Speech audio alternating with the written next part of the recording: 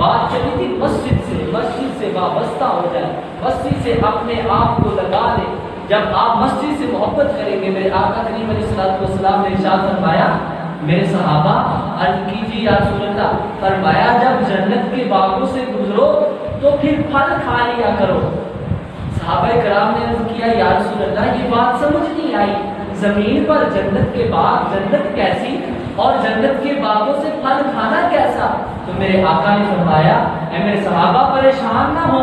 یہ جنت کے جو باغ ہیں یہ مساجد ہیں، اور ان سے جو پھل کھانا ہے میرے آقا نے فرمایا وہ مسجد میں آ کر سبحان اللہ کہنا، الحمدللہ کہنا، ولا الہ الا اللہ واللہ اکبر کہنا، فرمایا یہ جنت کے باغوں سے پھل کھانا ہے۔ تو اللہ تبارک و تعالیٰ کا کروڑہا مرتبہ احسان ہے کہ اللہ رب العزت نے ہر گلی ہر محلے میں جنت کے باغ بنایا ہوا ہے۔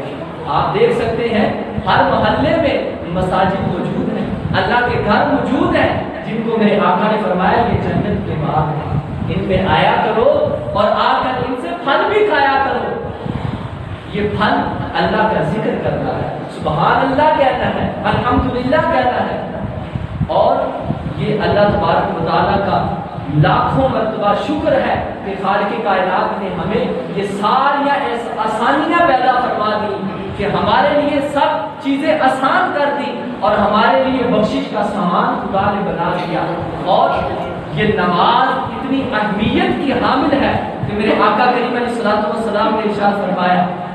الصلاۃ عماد الدین، فرمایا یہ نماز جو ہے یہ دین کا ستون، دین کی بنیاد ہے، فرمایا یہ دین کی بنیاد ہے۔ جیسے ایک عمارت جو ہے وہ بنیاد پر کھڑی ہوتی ہے، اگر بنیاد نہ ہو تو عمارت کو اوپر کھڑا نہیں کیا جا سکتا، فرمایا ایسے دین کی جو بنیاد ہے وہ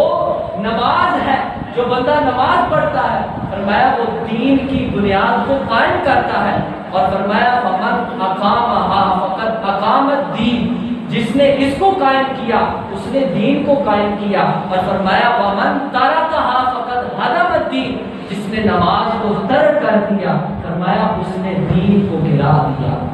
تو آج ہمیں خود سوچنا ہے کہ ہم نے اس دین کی عمارت کو بلند کرنا ہے یا اس دین کی عمارت کو گرانا ہے۔ نماز پڑھیں گے تو دین کی عمارت بلند ہوگی، اگر نماز نہیں پڑھیں گے تو یہ دین کی عمارت ہماری جو ہے وہ کمزور ہو جائے گی۔ اور ایسے ہی میرے آقا کریم علیہ الصلوۃ والسلام نے فرمایا نماز جو ہے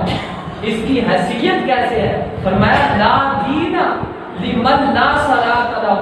فرمایا بندہ داڑھی رکھی ہو، امامہ رکھا ہو سر پہ، لوگ دیکھنے میں کہیں یہ بڑا صوفی بندہ ہے، بڑا یہ عالم بندہ ہے، فرمایا اس کا کوئی دین نہیں ہے جو بندہ نماز نہ پڑھتا ہو، فرمایا اس کا کوئی دین نہیں ہے جس بندے کے لیے نماز نہیں ہے، جو نماز پڑھتا ہے فرمایا وہی دیندار ہے۔ اور آگے میرے آقا نے فرمایا انما موضع الصلاۃ من الدین کموضع الرأس من الجسد، فرمایا کہ یہ نماز جو ہے یہ ایسے ہے جیسے دین کے لیے، جیسے انسان کے جسم کے لیے سر کا ہونا ضروری ہے، فرمایا ایسے ہی دین کے لیے نماز کا ہونا ضروری ہے، بغیر سر کے جسم نہیں ہو سکتا، فرمایا ایسے ہی بغیر دین کے، بغیر نماز کے دین نہیں ہو سکتا۔ اور یہ نماز جو ہے یہ خدا سے ملاقات کا ذریعہ ہے، یہ اللہ تبارک و تعالیٰ کی ذات سے ملاقات کا ذریعہ ہے۔ آج ہم نے کسی حاکم وقت سے ملنا ہو، کسی بادشاہ سے ملنا ہو تو اس کے لیے وقت لیا جاتا ہے، پہلے ٹائم ہوتا ہے، پھر غریب بندہ تو حاکم وقت سے مل ہی نہیں سکتا، جو آج کل ہمارے معاشرے کی صورتحال ہے۔ ہزاروں لوگ جو ہیں ان کی سیکورٹی کے لیے وہاں پر موجود ہیں، جو روکتے ہیں آدمی کو، حاکم وقت کے قریب جانے نہیں دیتے، بادشاہ کے قریب جانے نہیں دیتے، ملاقات کے لیے وقت نہیں ملتا۔ لیکن قربان جائے وہ احکم الحاکمین جو سارے بادشاہوں کا بادشاہ ہے، اس سے ملنے کے لیے نہ تو انسان کو کسی سے وقت لینا پڑتا ہے، نہ ہی انسان کو راستے میں سیکورٹی گارڈ روکتے ہیں، فرمایا جب بھی آؤ مسجد میں آ جاؤ، خدا سے ملاقات کرنی ہے تو کھڑے ہو جاؤ، خدا کی نماز شروع کر دو، گویا کہ تم خدا سے ملاقات کر رہے ہو۔ فرمایا تم نے رب سے کلام کرنا ہے تم چاہتے ہو اپنے رب سے باتیں کرو، اپنے رب سے میٹھی میٹھی گفتگو کرو، تو فرمایا کھولو رب کا قرآن اور پڑھنا شروع کر دو جیسے تم رب سے کلام کر رہے ہو۔